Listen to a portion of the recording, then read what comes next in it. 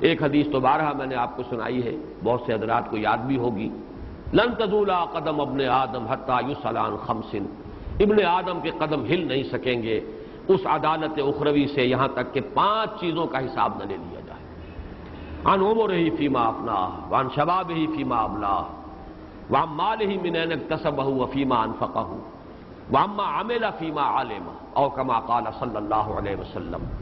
عمر کے بارے میں پوچھا جائے گا، کہاں گلائی، 80 برس دیے تھے، کہاں صرف کیے؟ پھر دوسرا سوال، عمر کا ایک خاص حصہ شباب، جوانی کا دور، قوتوں کا، امنگوں کا، حوصلوں کا، عزائم کا، وہ کہاں گوائی؟ جوانی جو ہے وہ کہاں گوائی؟ پھر 2 سوال مال کے بارے میں، ہم مال ہی من اکتسبہ فیما انفقہ، کہاں سے کمایا تھا، حرام سے کہ حلال سے، جائز سے کہ ناجائز سے، وفیما انفقہ، کہاں خرچ کیا تھا؟ اور پھر ایک سوال، وعما عمل فیما علم، جو علم حاصل کیا اس میں عمل کتنا کیا؟ ایسا تو نہیں کہ علم کے تو انبار لگاتے چلے گئے اور عمل جو ہے وہ وہیں کا وہیں ٹکا رہا، وہ 0 ہی پوائنٹ کے اوپر لگا رہا۔ وہ علم جو ہے وہ تو در حقیقت حجت بن جائے گا انسان کے خلاف۔ القرآن حجت لک او علیک، یہ قرآن حجت بنے گا یا تمہارے حق میں یا تمہارے خلاف۔ یہ 5 سوال اس حدیث میں آئے ہیں۔ باقی ایک واقعہ بڑا پیارا ہے حضور کی سیرت کا۔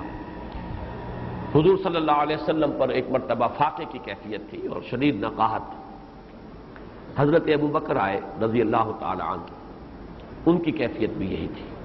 حضور کو اندازہ بھی ہو گیا کہ یہ بھی فاقے سے۔ حضرت عمر آئے رضی اللہ تعالی عنہ، ان کی کیفیت بھی یہی تھی۔ حضور شاید اپنے لیے تو نہ بھی یہ کرتے، لیکن یہ کہ اپنے ان دونوں صاحبوں کو لے کر آپ گئے۔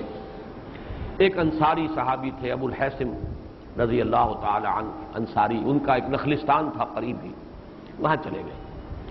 وہاں 3 مرتبہ آپ نے السلام علیکم کہا، جواب نہیں آیا، تو لوٹنے لگے تھے کہ ان کی اہلیہ جو ہے ابو الحسن کی، وہ دوڑتی ہوئی نکلی۔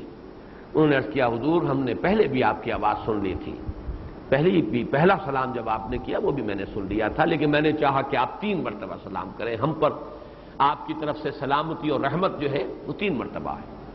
اور پھر انہوں نے عرض کیا کہ میرے شوہر جو ابو الحسن وہ ذرا چلے گئے پانی لانے کے لیے۔ پھر وہ دوڑی، انہوں نے کچھ کھجور جو ہے وہ سامان کیا حضور کی ضیافت کا۔ پھر جب وہ آ گئے ابو الحسن تو انہوں نے پھر کوئی جانور بھی ذبح کیا، گوشت بھی تیار کیا، ضیافت کا اہتمام ہوا۔ جب یہ کھا چکے تو حضرت حضور صلی اللہ علیہ وسلم نے فرمایا، عمر یہ ہیں وہ نعمتیں جن کا حساب دینا ہوگا۔ باقی یہ کہ اور دوسری احادیث کے اندر بھی نعمت تو ہر شے ہے، بشرطے کہ اس کے ساتھ حقیقت کے اعتبار سے تو نعمت ہوگی، جبکہ اس کے ساتھ ہدایت بھی موجود ہے۔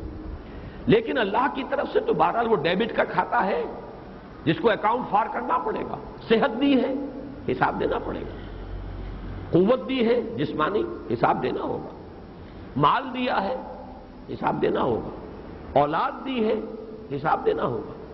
تو ظاہر بات ہے کہ ہر شے جو دنیا میں انسان کو ملی ہے، یہاں تک کہ جو بھی سانس آ گیا صحیح طور پر، یہاں تک کہ جو دن بھی گزر گیا عافیت کے ساتھ، ان میں سے ہر ایک کا حساب ہونا ہے۔ ثم لتسألن یومئذ عن النعیم، پھر لازماً تم سے سوال ہوگا